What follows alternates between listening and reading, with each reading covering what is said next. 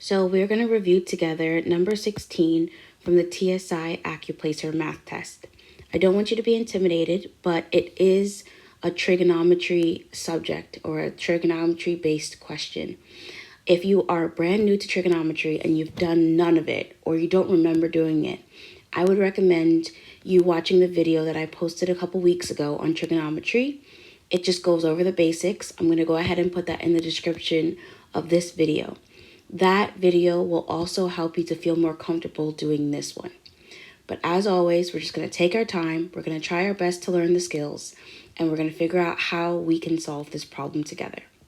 So question number 16 says, in triangle A, B, and C, angle C is a right angle.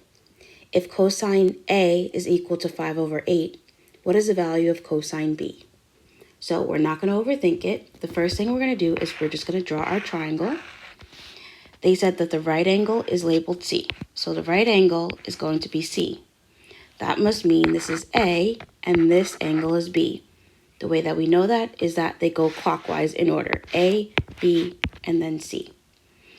Now it's saying if cosine A, so we're going to write that cosine A is equal to 5/8. What does this mean? Well, anytime you're trying to find cosine, sine, or tangent, you have to use certain sides of the triangle. So the way that we know what side of the triangle we're using is based off of SOHCAHTOA. So SOHCAHTOA. And this is just a way to know what it is that we're going to use for sine, cosine, or tangent. So because they already told us that we're using cosine, we're going to go ahead and make a square over what we need for cosine. What we need is adjacent and the hypotenuse. So this 5 must be the adjacent side, and the 8 must be the hypotenuse. And we were able to just put that in just based off of this way that we remember what is for sine, cosine, or tangent.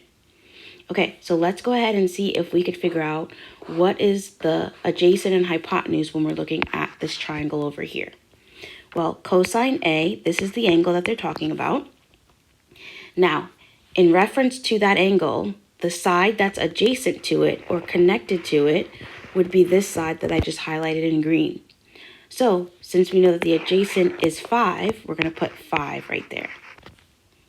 Then it's saying the hypotenuse is equal to 8. The hypotenuse of a triangle would be this side, the side opposite of the right angle. So this side length must be 8. Let's go ahead and figure out what this missing side length is before we go any further. The way that we could do that is by using the Pythagorean theorem. A squared plus B squared equals C squared. And remember, the A and the B are just legs of the triangle, and the C is the hypotenuse. So we have one leg, which is 5, so we could do 5 squared. This leg is missing, so we're going to leave it as B squared. And C is 8, or the hypotenuse squared. How do we solve this? 5 squared is 25, plus B squared is equal to 64.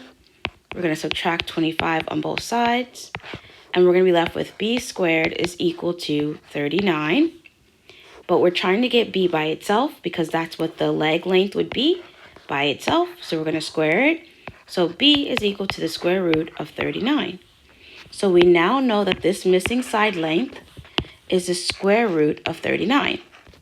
Now that we have all the sides identified, we can go to the second part of the question, which is asking us what is the value of cosine B? So now we're going to look at this triangle from the standpoint of angle B. So now we're going to look at angle B here, and we're talking about cosine. So again, cosine uses adjacent and hypotenuse. So the adjacent leg to angle B would be this bottom piece. The adjacent angle is the angle that is next to angle B, and it's not the hypotenuse. So the adjacent would be the square root of 39. And then the hypotenuse is the same in the triangle. It doesn't matter what angle we're talking about. And the hypotenuse would be 8. So cosine of B would be the square root of 39 over 8. And the answer would be C. Okay, guys, I know that was a little bit complicated, but I wanted to show you guys how it works. How are you guys feeling right now? If you feel intimidated, that's okay. Trigonometry is something that is either new for most people or hasn't been done in a very long time. Again, I would recommend looking at the video that I posted in the description box. Get some practice with it. I'm going over what SOHCAHTOA means. I'm going over how to find the sides of a triangle and how to put together these fractions. After you watch that video, come back to this one and see if it makes a little bit more sense.